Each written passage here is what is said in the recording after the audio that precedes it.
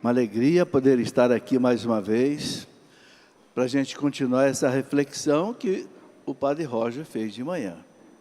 O Padre Roger mostrou bem os caminhos que a gente precisa seguir, que a igreja nos oferece, né? Para a gente se preparar para a vinda de Cristo, ou então a nossa ida a Ele, né? Na nossa morte. E o tema que me foi colocado para fazer a reflexão é sobre a igreja e a segunda vinda de Cristo. O que a igreja nos ensina? Esta é a parte da teologia que a gente chama de escatologia. Escatologia é uma palavra do grego, eschaton, que quer dizer os últimos acontecimentos. A morte, o juízo particular, a segunda vinda de Cristo, o juízo final, céu, inferno, purgatório, novos céus e nova terra. Isso a igreja chama de os novíssimos. Por que a igreja chama a escatologia de novíssimos? Porque é aquilo que é novo, aquilo que acontece depois da nossa morte, a novidade da ressurreição.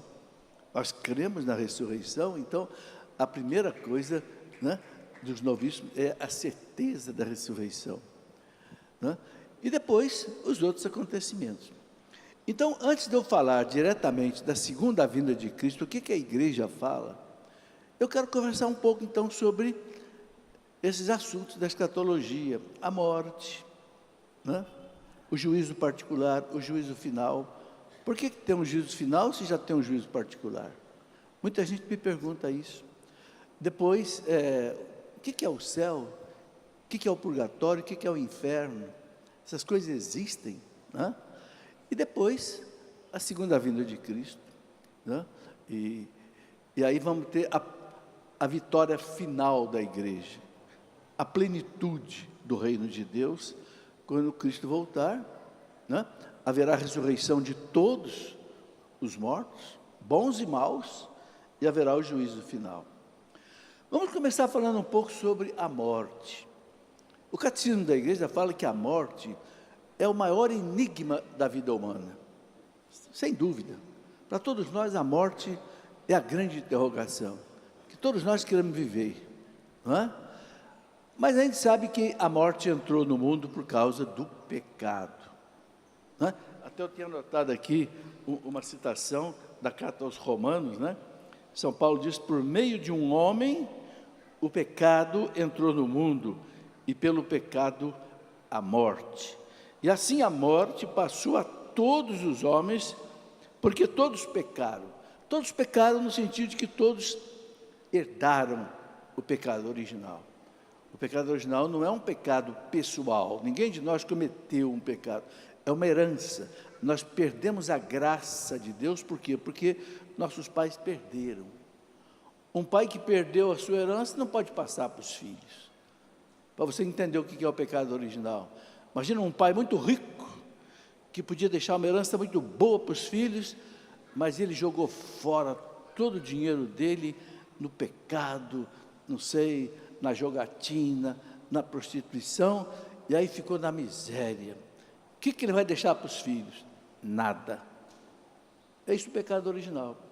Nossos pais receberam de Deus a graça santificante para passar para todos nós, mas eles perderam, porque romperam com Deus no paraíso, foram expulsos do paraíso, perderam a graça santificante, que nós recuperamos no batismo,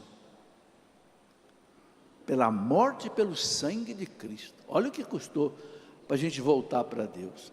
Mas aí a morte entrou no mundo, por quê? Porque a natureza humana ficou prejudicada.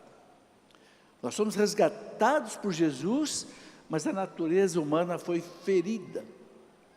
Então Deus vai ter que refazer cada um de nós, e vai refazer cada um de nós.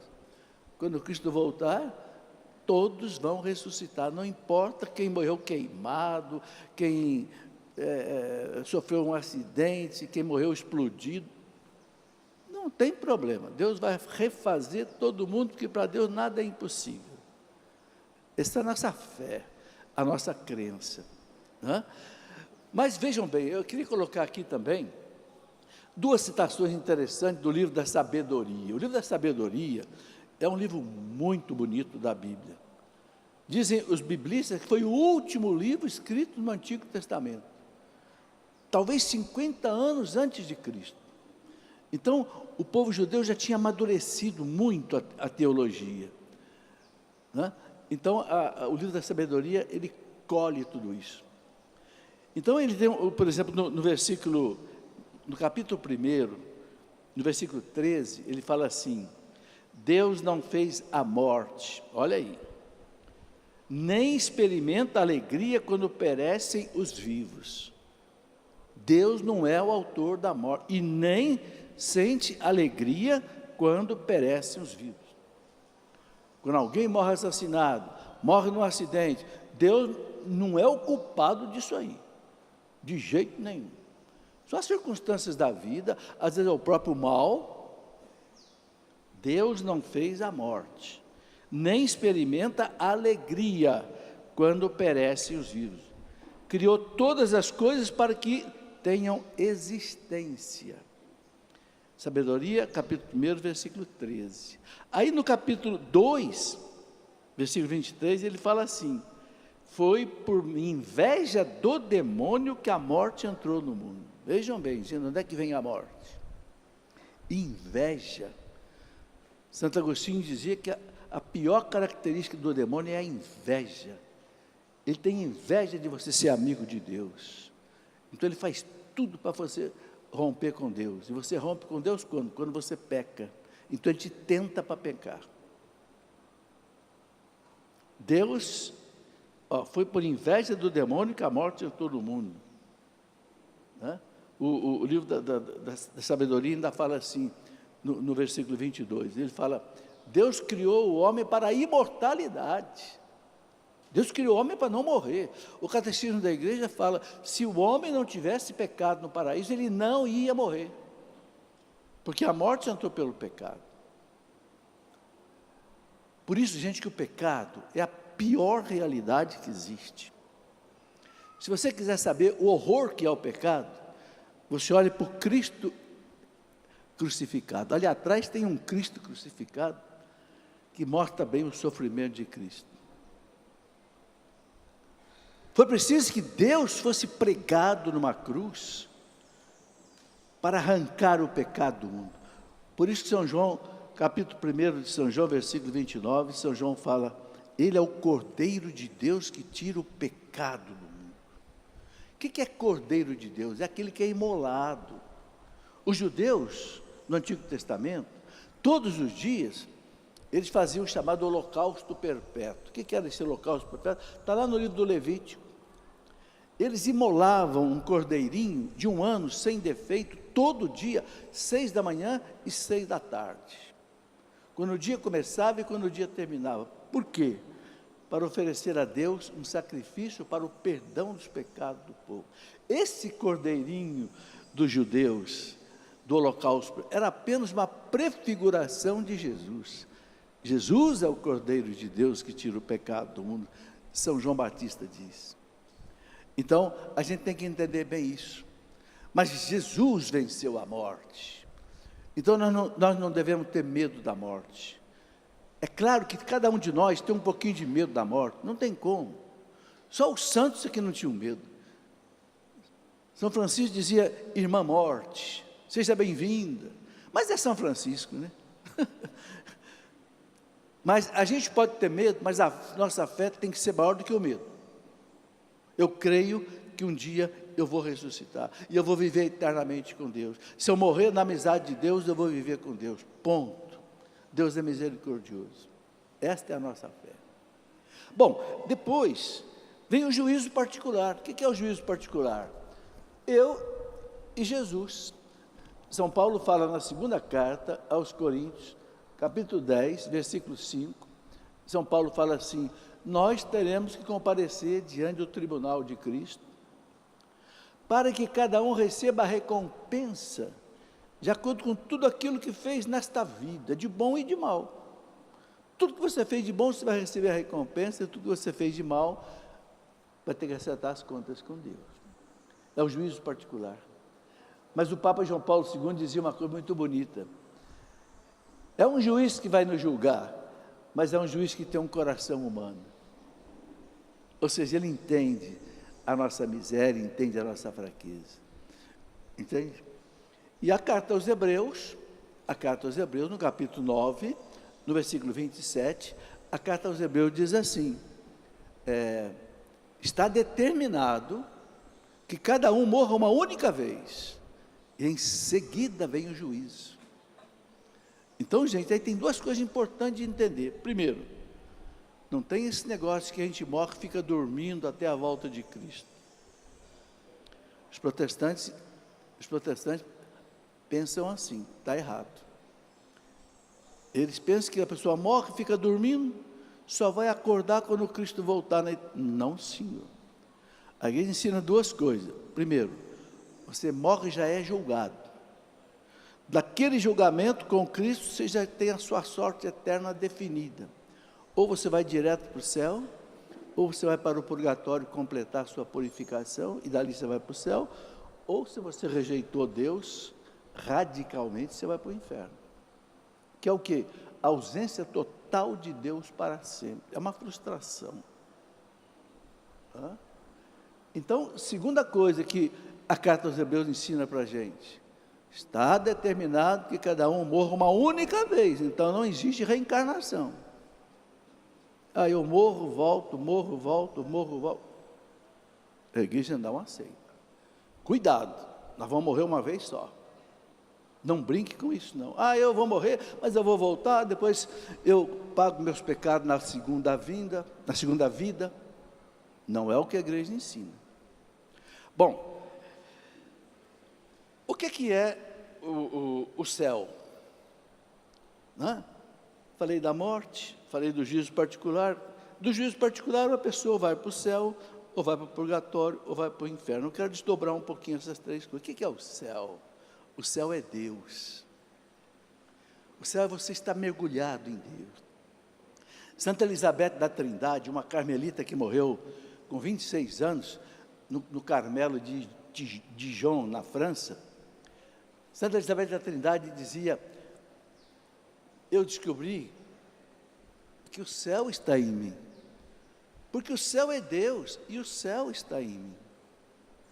Que coisa maravilhosa, ela disse, isso mudou a minha vida, o céu está em mim. A igreja ensina, é dogma de fé, que se a gente está em estado de graça, se você não tem pecado mortal, Deus habita no seu coração. Tem até uma música bonita, né? Deus habita no meu coração, Deus habita no meu coração, que bom saber.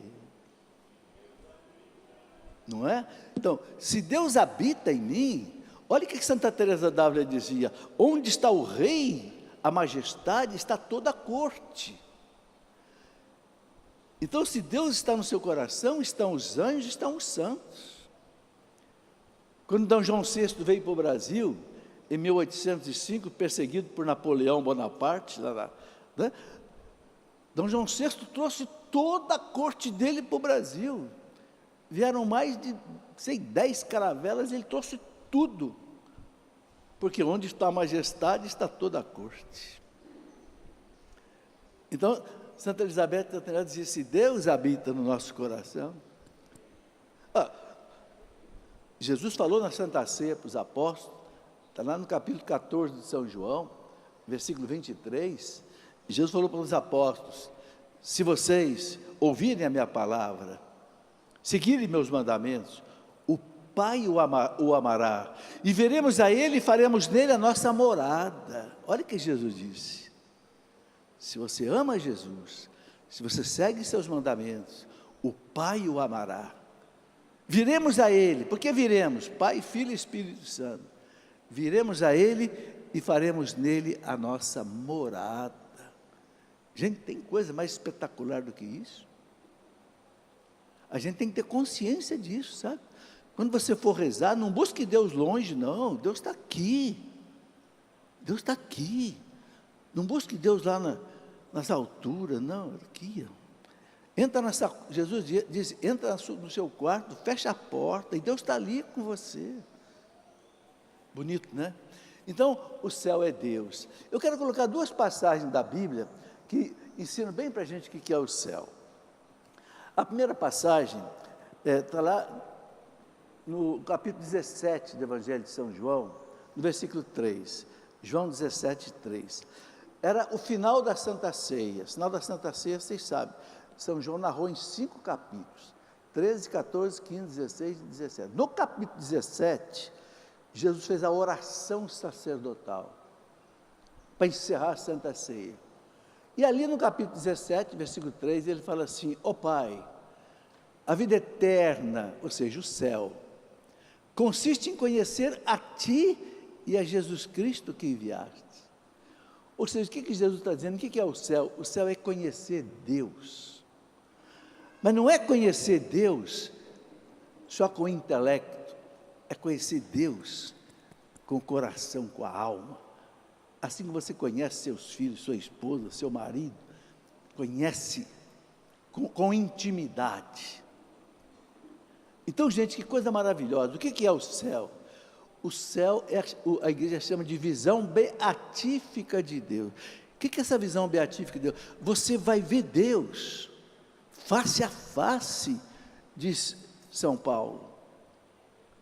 Nós não podemos ver Deus face a face aqui agora, a gente não aguentaria essa experiência.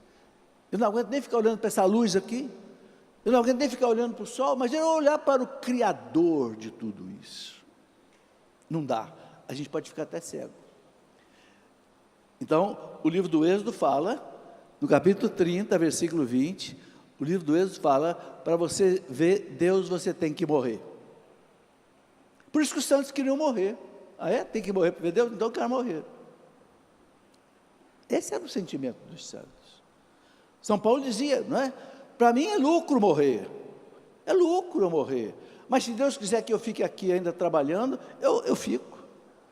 Mas para mim é lucro morrer. A gente deve dizer isso para Deus também: Senhor, é lucro para mim morrer, mas se quiser que eu continue aqui trabalhando, evangelizando, ajudando a salvar almas, eu fico até quando o Senhor quiser.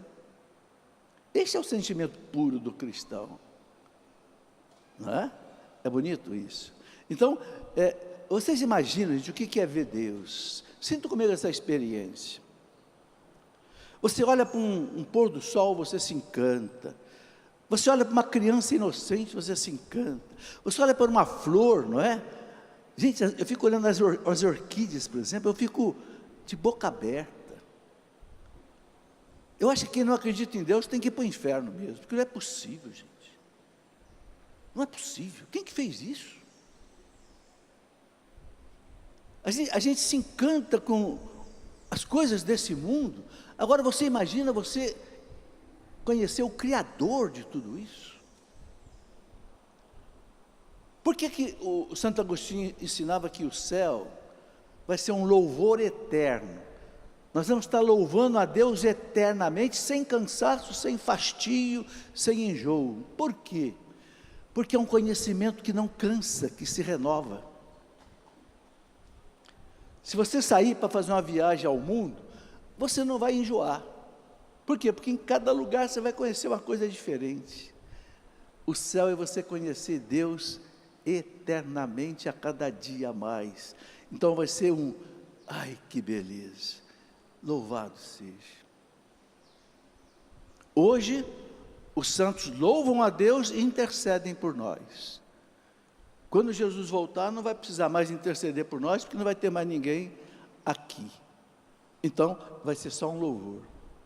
Por isso que Santo Agostinho fala assim: ah é? Se nós vamos ter que passar a vida louvando a Deus, então aprenda a louvar desde já. Treine agora.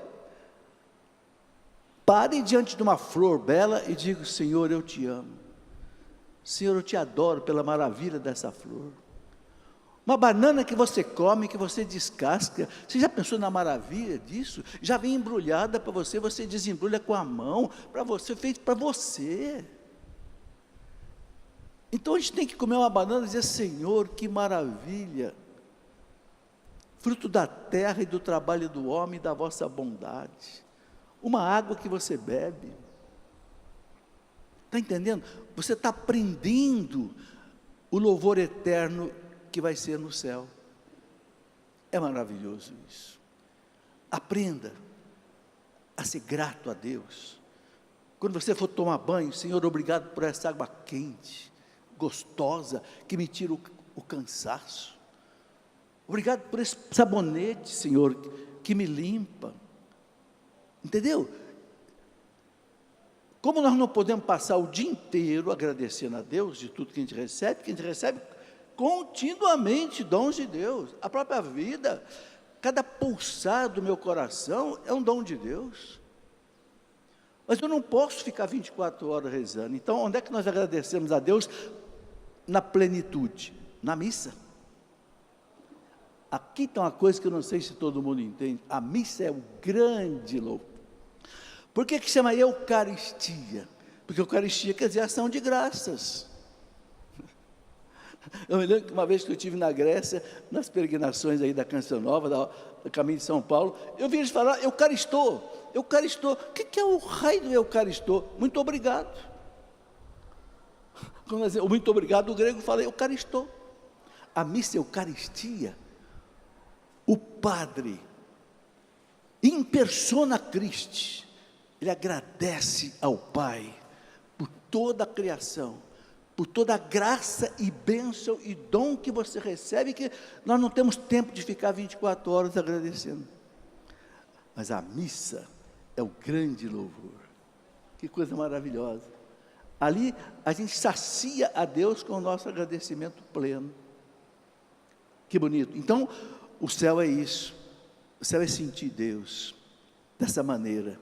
Então, a carta aqui, né, essa passagem de São Paulo, de Jesus na Santa Ceia, ela é muito bonita. João, capítulo 17, versículo 3.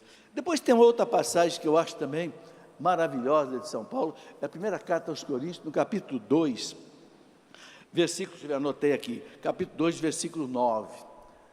Olha o que São Paulo diz. São Paulo diz que ele esteve no terceiro céu. O que é esse terceiro céu?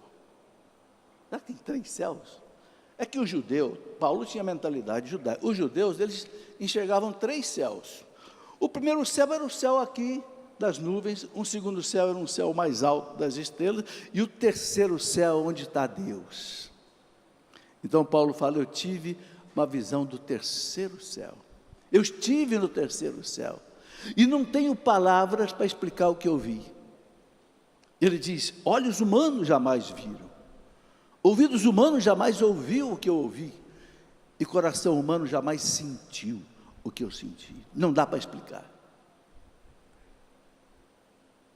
Ele fala, é isso que Deus tem preparados para aqueles que o amam. Você não vai conseguir entender, nem ouvir, nem sentir aqui. Mas é isso que Deus tem preparado. Primeira carta aos Coríntios, capítulo 2, versículo 9. Então, gente, o céu é isso.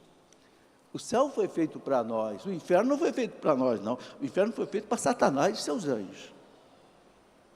Para nós foi feito o céu. Deus quer que todos se salvem e cheguem ao conhecimento da verdade. Essa verdade que o padre Roger colocou na palestra anterior, a verdade da igreja que salva. Deus quer que todos se salvem. Deus não quer ninguém no inferno. Cada alma que perde faz Jesus chorar, porque Ele morreu na cruz por cada alma. Ele falou isso para Santa Faustina, o diário de Santa Faustina. Tem um diário que ele fala assim para ela, minha filha, hoje meu coração está amargurado, porque um pecador me expulsou do seu coração pelo pecado. Então eu estou amargurado. Nem estava no inferno, só porque pecou, porque quando a pessoa peca, expulsa. Aí ele fala assim, essa alma me expulsou do seu coração. Ele fala para Santa Faustina isso. Bom, mas vamos em frente. Vamos falar um pouquinho sobre o purgatório. O purgatório, gente, a gente pensa que é uma coisa assim de extremo sofrimento, mas olha, eu queria falar para vocês o que ensina um santo da igreja, chamado São Francisco de Sales, doutor da igreja.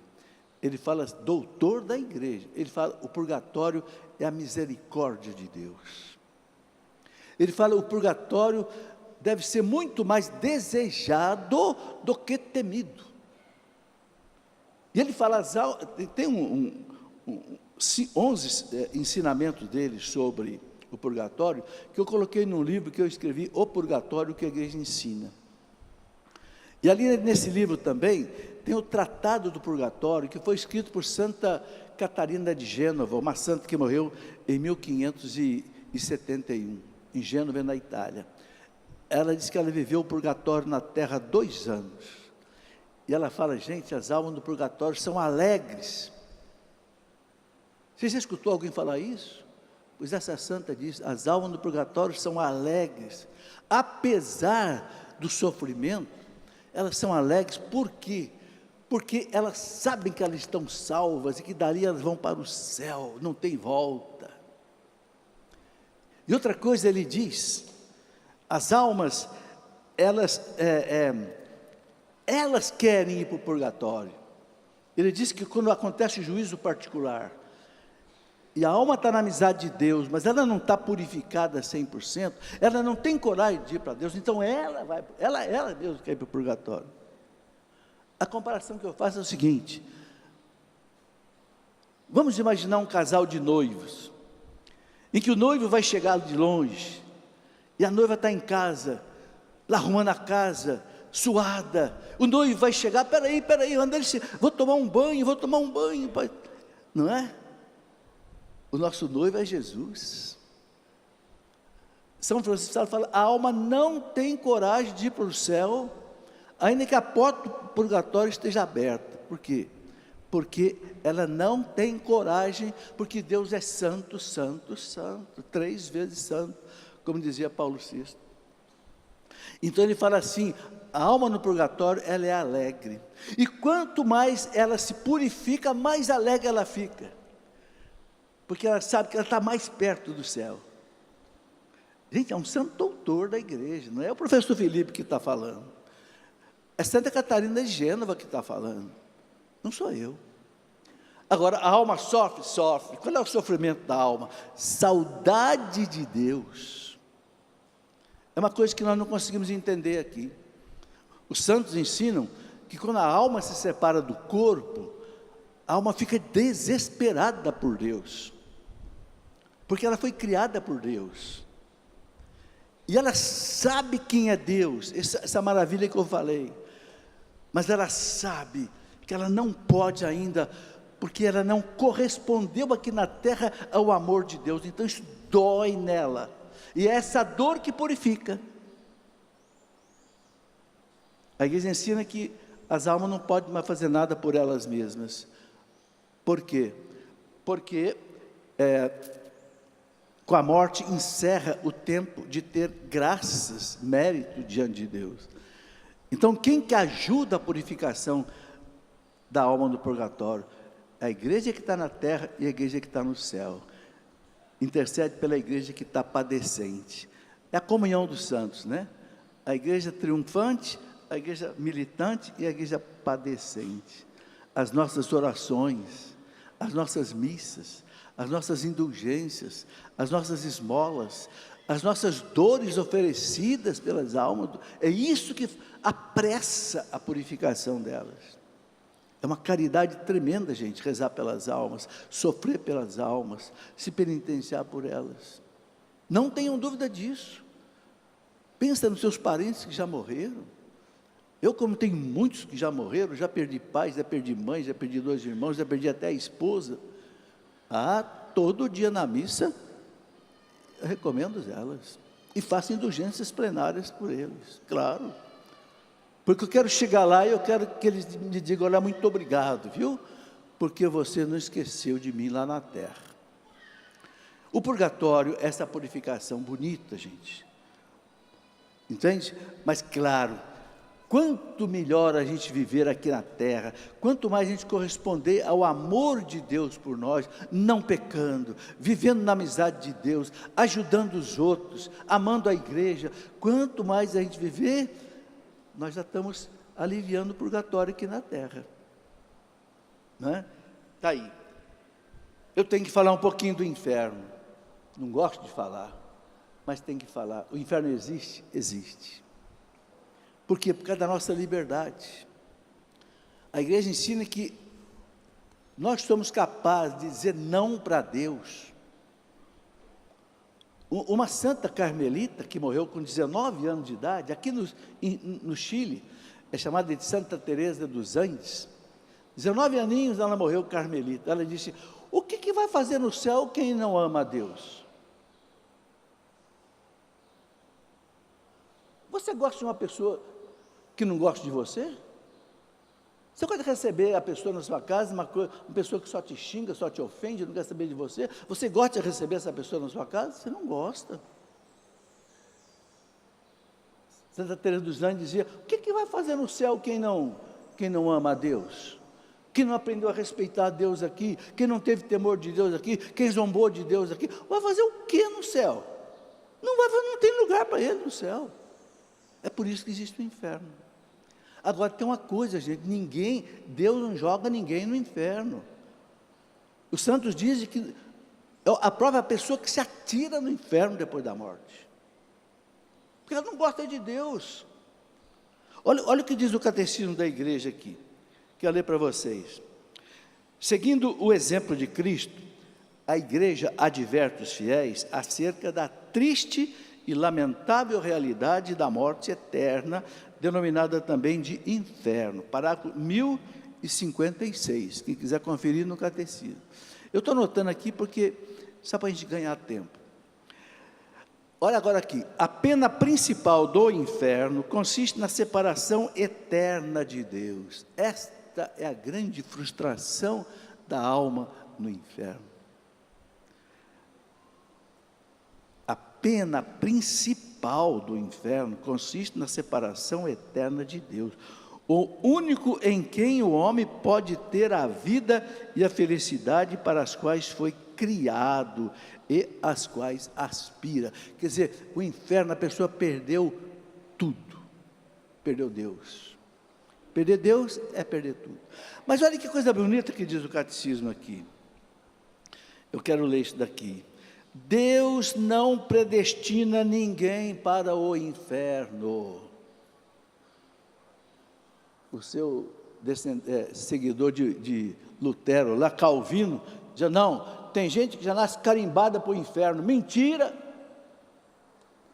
Deus quer que todos se salvem, cheguem ao conhecimento da verdade. 1 Timóteo 2,4. Que história é essa que a pessoa nasce predestinada para o inferno ou para o céu? Não, de jeito nenhum.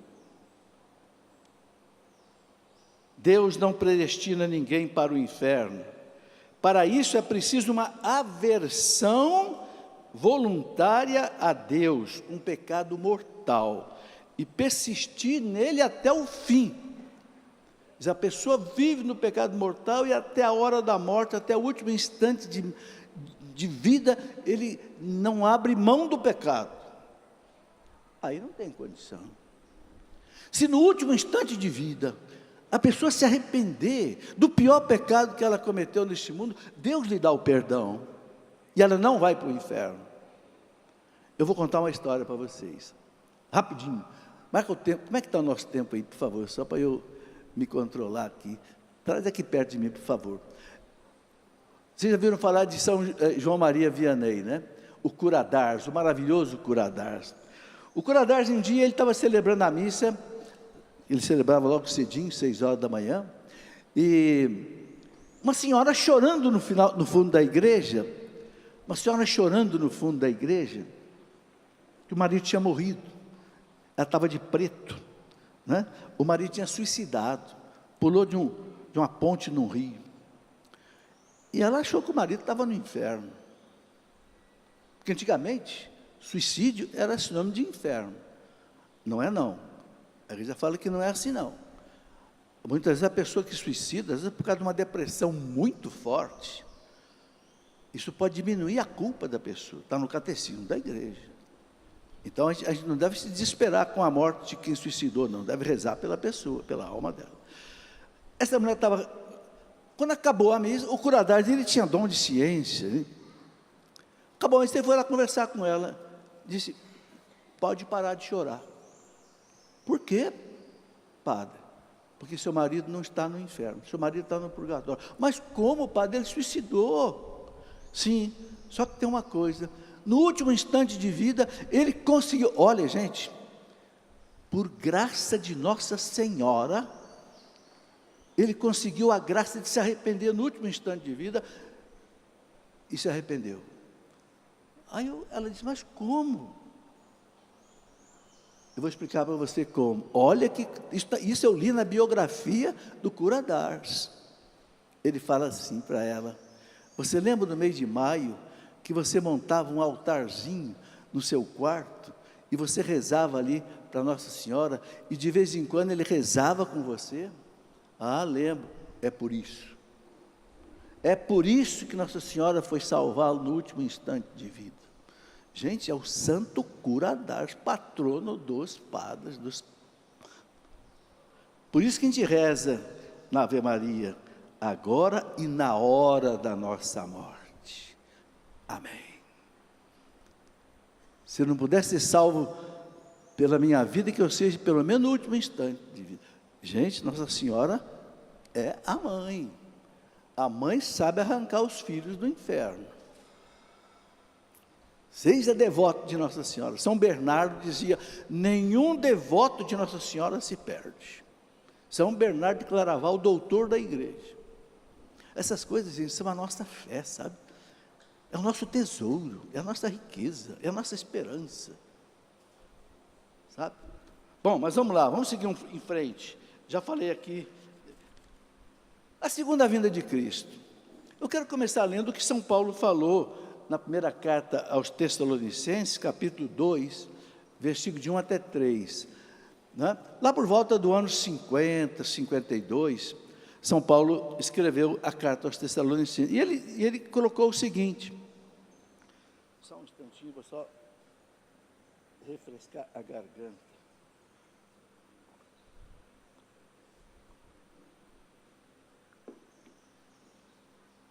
No que diz respeito à vinda de nosso Senhor Jesus Cristo e nossa reunião com Ele, rogamo-vos, irmãos, não vos deixeis facilmente perturbar o espírito e alarmar-vos. Não pode.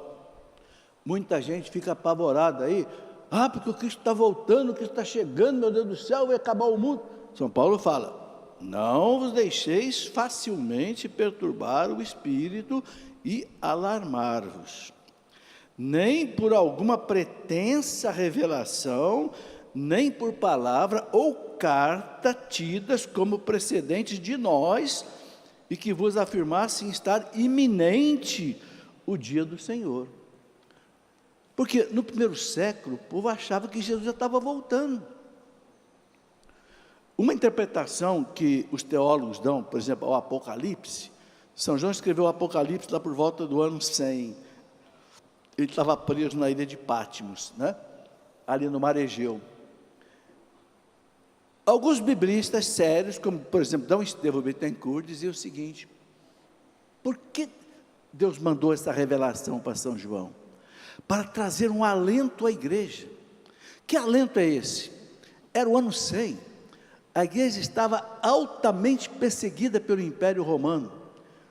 O imperador Trajano, depois de Nero, de Domiciano, veio Trajano, foram 3 imperadores que arrasaram com os cristãos, jogaram os cristãos às feras, ao fogo, à morte pela espada. Então os cristãos estavam, meu Deus, cadê Jesus que não volta? Cadê Jesus que não volta? E nós estamos nessa perseguição terrível. Aí vem o Apocalipse, Deus dizendo, vamos vencer essa batalha.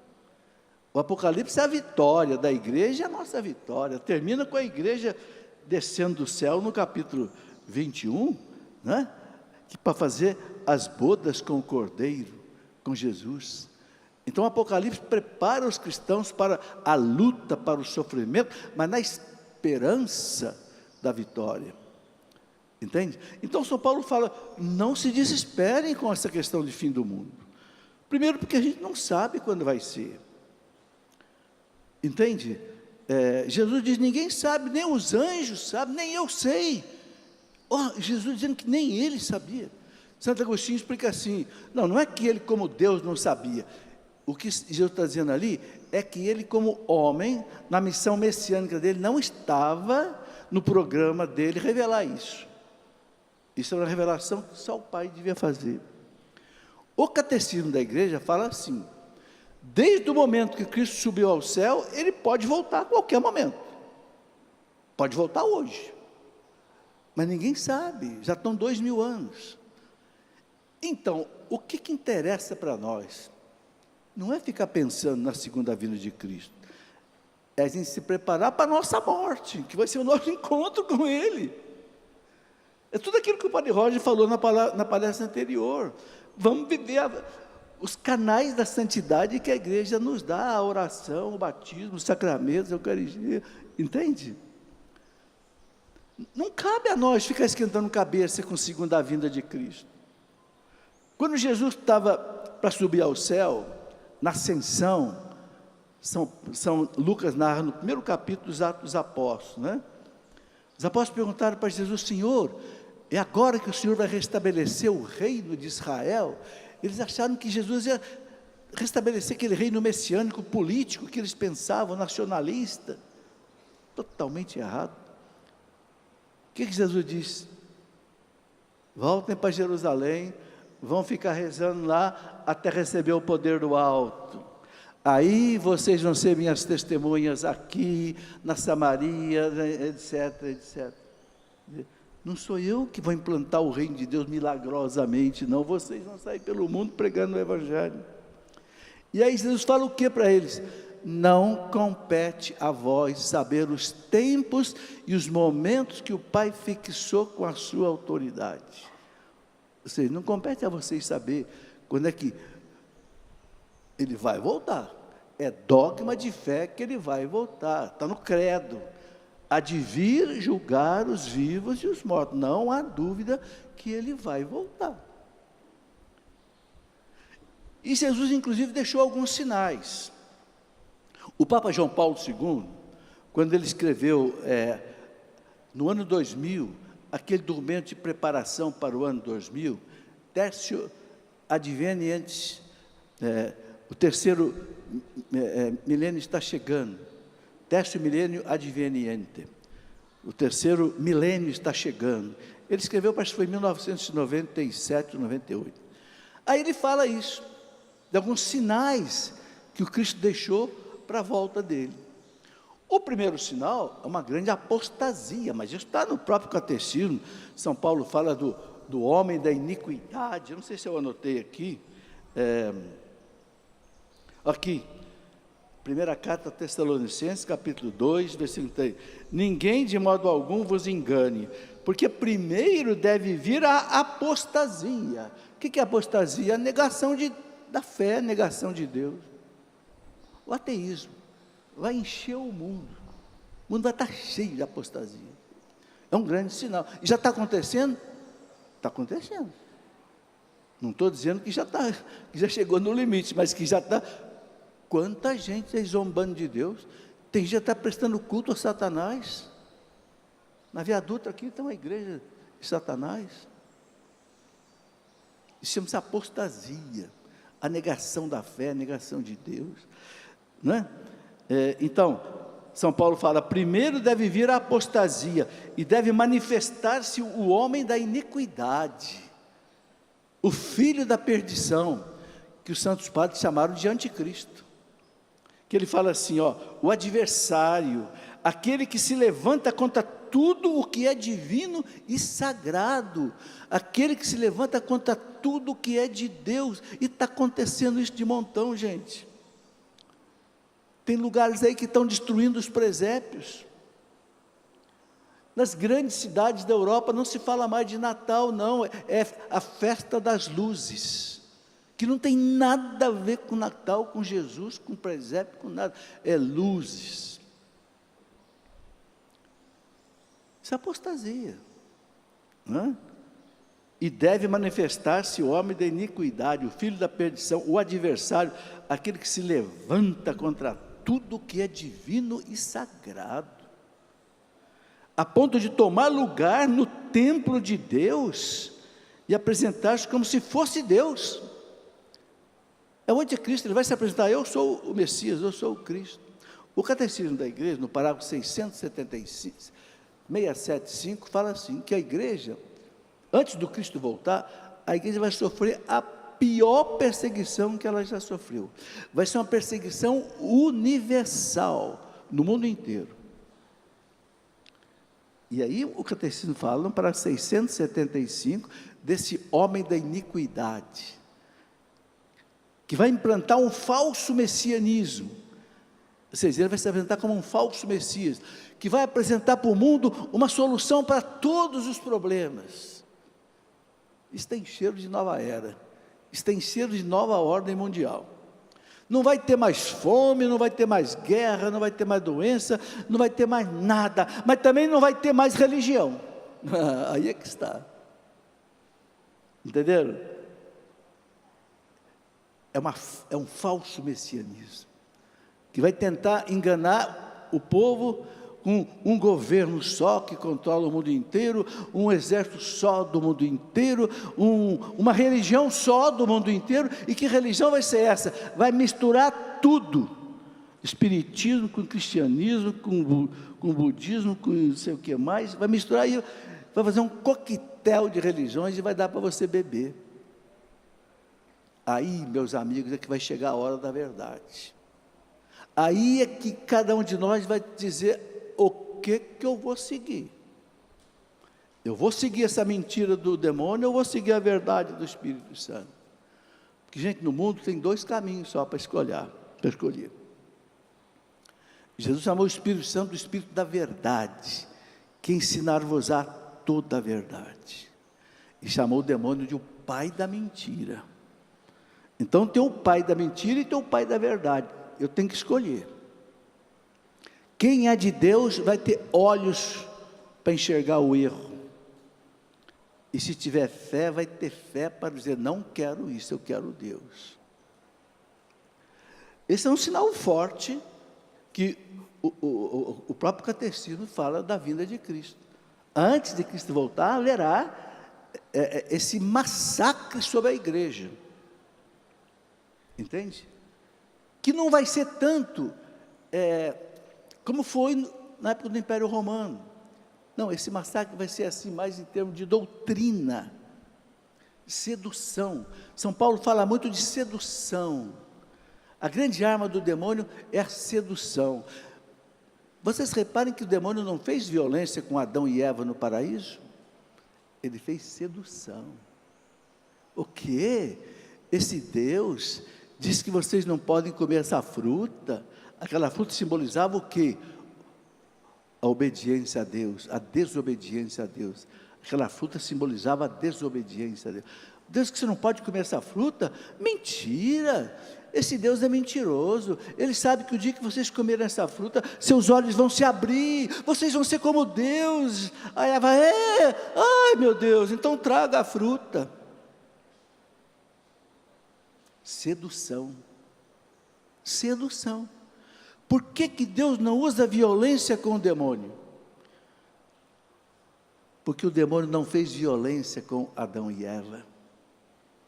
Adão e Eva, o demônio nos roubou de Deus legalmente.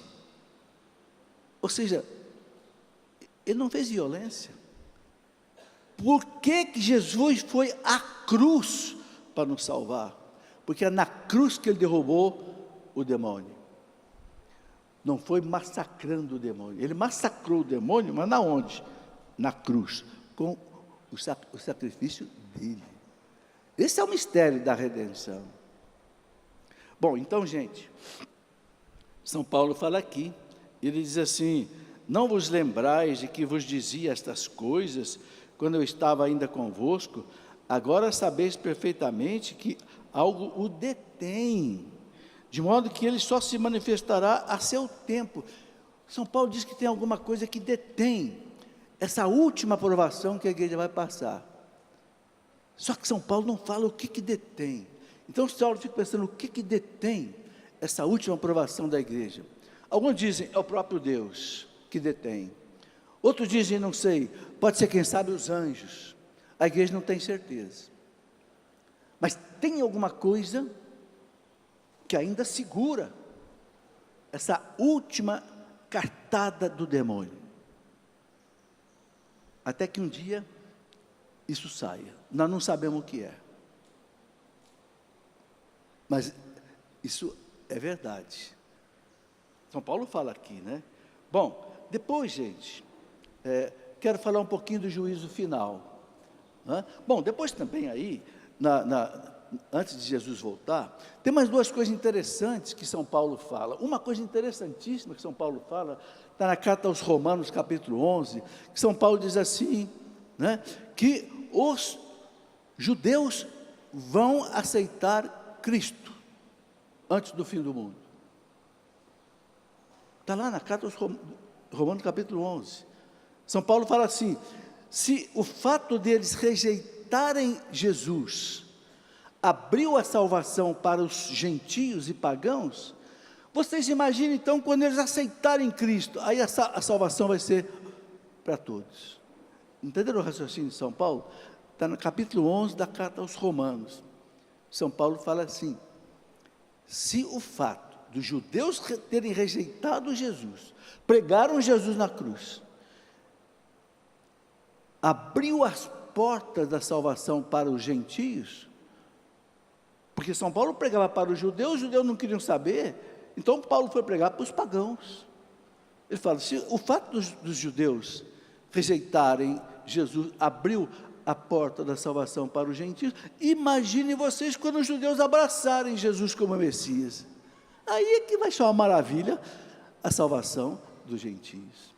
Então Paulo dá a entender o seguinte, que antes do Cristo voltar, haverá uma aceitação em massa dos judeus de que Jesus é o Messias verdadeiro. Porque vocês sabem que os judeus ainda esperam o Messias, né? Eles estão construindo lá o terceiro templo de Jerusalém. Porque o primeiro foi destruído, de Salomão, o segundo de Herodes foi destruído, eles não têm mais templo, mas eles estão preparando lá em Israel um terceiro templo, porque quando o Messias voltar, o templo está preparado, mas não vai voltar porque ele já veio. Ele vai voltar definitivamente na segunda vinda. Mas para eles não houve ainda a primeira vinda, que para nós já houve, o Natal. É interessante que uma vez eu estava em Israel, na peregrinação da Canção Nova, e eu estava com uma guia que é judia. Porque lá tem um guia que vai daqui e um guia deles lá, né? Porque tem que ter o credenciamento para entrar nos lugares todos lá. Mas é uma guia que falava português, espanhol, eu conversava com ela. E um dia nós estávamos almoçando em Jerusalém, e ela disse, professor, quero lhe mostrar uma coisa. A gente tinha acabado de almoçar, vem cá comigo. Andamos por aquelas ruelas de Jerusalém, tal. Ela chegou lá, numa loja, onde tinha um candelabro de ouro dessa altura. Candelabro, vocês sabem, aquele castiçal de sete velas, né? Simboliza os 7 dias da criação. E bem no meio é o candelabro mais alto, que para isso significa o sábado. Disse, o senhor está vendo esse candelabro aí? Eu digo, sim. Pesa 50 quilos de ouro maciço.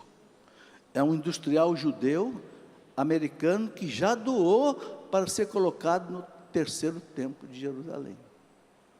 Só que nós católicos não acreditamos mais nisso, que haverá um terceiro templo.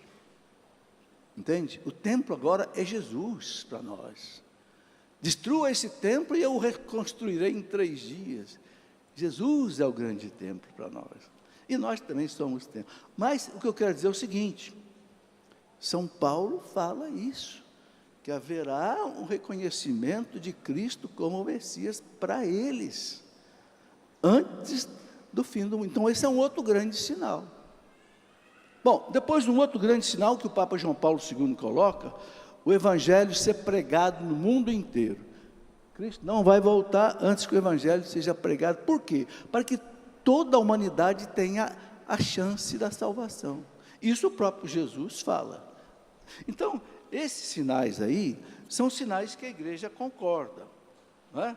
Apostasia, o anticristo, o Evangelho pregado no mundo inteiro, o reconhecimento dos judeus e a perseguição universal que a igreja deve sofrer. Bom, vamos falar um pouquinho do juízo final. Alguns perguntam, por que, professor, um juízo final se já teve juízo particular? O juízo final não vai mudar o juízo particular. É no juízo particular, imediatamente após a morte, que a alma ou vai para o céu, ou para o purgatório, ou para o inferno. O que vai acontecer no juízo final? Jesus voltará. Vai reunir toda a humanidade ressuscitada. Todos vão ressuscitar.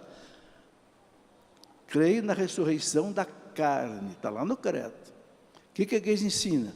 Todas as almas vão ressuscitar, as que estão no céu, no inferno e no purgatório. Só não vai ressuscitar a Virgem Maria, porque é a única que já ressuscitou. Maria não vai ressuscitar, porque já ressuscitou. Ali, Jesus vai fazer um julgamento da humanidade, vai separar os cabritos das ovelhas. Não é que ele fala lá no capítulo 25 de São Mateus? Eu quero ler para vocês aqui o que o catecismo fala, porque essas coisas são tão importantes que a gente não pode falar de qualquer jeito. Por isso que eu estou tudo amarradinho aqui. O parágrafo 1040 do catecismo diz assim, só vou tomar um pouquinho d'água.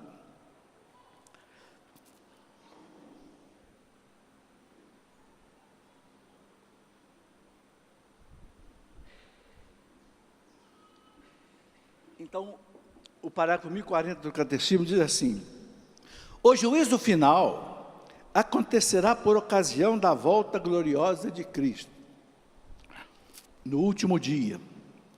Só o Pai conhece a hora e o dia desse juízo. Só Ele decide de seu advento, a sua chegada. Por meio de seu Filho, Jesus Cristo, Ele pronunciará então sua palavra definitiva sobre a história. Conheceremos então, olha que bonito, no juízo final, conheceremos então o sentido último de toda a obra da criação e de toda a economia da salvação e compreenderemos os caminhos admiráveis pelos quais sua providência divina conduziu tudo para o seu último fim. No juízo final nós vamos entender tudo que nós não entendemos aqui hoje, de sofrimento, de morte, nós vamos entender tudo. Como é que a providência divina agiu? E aí ele diz assim: o juízo final revelará, isso é que é importante, o juízo final revelará que a justiça de Deus triunfa de todas as injustiças cometidas pelas criaturas, e que seu amor é mais forte do que a morte. Gente, toda essa injustiça que vocês veem no mundo, meu amigo, tudo vai ser acertado na frente de todos. Aí a vergonha vai ser muito grande. Porque Jesus falou, nada que está escondido vai deixar de ser revelado. Ali, meu amigo, tudo que você fez de bonito, todo mundo vai ficar sabendo. E tudo que você fez de feio, todo mundo vai ficar sabendo. Mas calma, tem um alívio aí muito grande. Sabe qual é o alívio muito grande? A confissão. A confissão. Tudo que você confessou de pecado, isso não vai aparecer mais. Nem no juízo particular e nem no juízo final. Então você pode ter pintado e bordado na sua juventude, mas se você se arrependeu, confessou, de verdade, não quer mais, apagou. Deus tirou a sua ficha e jogou no lixo. Não é um alívio?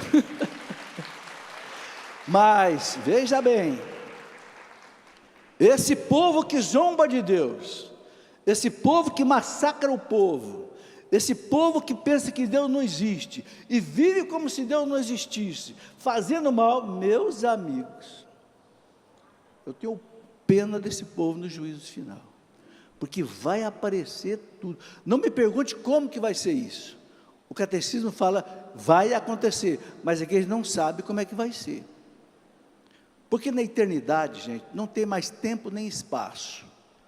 O que equivale a dizer o seguinte: Deus pode reunir a humanidade inteira aqui nesse salão.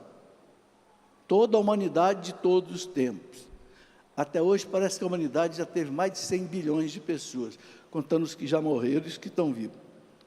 Deus pode reunir todo mundo aqui, porque na eternidade não tem mais problema de espaço, e nem de tempo. É uma outra realidade. Então, diz o catecismo aqui, olha, o juízo final revelará que vai tirar o véu, vai contar, que a justiça de Deus triunfa de todas as injustiças cometidas por suas criaturas, e que o seu amor é mais forte do que a morte. Parágrafo 1040 do Catecismo. Bom, gente, estou chegando no fim. Eu quero só terminar aqui falando do seguinte. Talvez vocês já tenham ouvido falar de milenarismo. O que é isso? Milenarismo que vem de 1000 anos. Vou explicar rapidamente, que nós já estamos no final. Houve na história da igreja, nos primeiros séculos, primeiro e segundo século, uma heresia de que haveria 2 ressurreições. Haveria uma primeira ressurreição dos justos, e que eles viveriam aqui na terra, no maior prazer, no maior gozo, até que meio na orgia. Opa, os papas cancelaram, heresia. Era o chamado milenarismo grosseiro. Depois surgiu um outro milenarismo, mais para frente, lá pelo século IV, V, até de grandes santos da igreja, que diziam, não, vai haver uma primeira ressurreição, as pessoas vão viver 1000 anos, aqueles 1000 anos lá do Apocalipse. Mas esse 1000 anos vai ser assim, não haverá dor, não haverá sofrimento, haverá paz. Depois de 1000 anos, haverá uma segunda ressurreição. Bom, a igreja aceita isso ou não aceita? Eu quero ler o que a Santa Sé Vaticana falou em 1944, quando perguntaram se a Santa Sé aceitava esse milenarismo espiritual, não era o grosseiro. A Santa Sé respondeu assim: o sistema dito milenarismo mitigado, é esse espiritual, não pode ser ensinado sem perigo para a fé. Não pode ser ensinado sem perigo para a fé. Então, a gente não deve acreditar que haverá 2 ressurreições. O Cristo vai voltar uma primeira vez, depois vai voltar uma segunda vez. Não. A igreja diz que Cristo vai voltar uma última vez no último dia. É isso que a doutrina da igreja fala sobre essa questão de milenarismo. Bom, e para terminar, gente, eu quero só colocar aqui uma última coisa. Dá tempo ainda aí? Dá tempo, graças a Deus, ainda tem 10 minutos. Vocês estão cansados? Aguenta mais 10 minutos?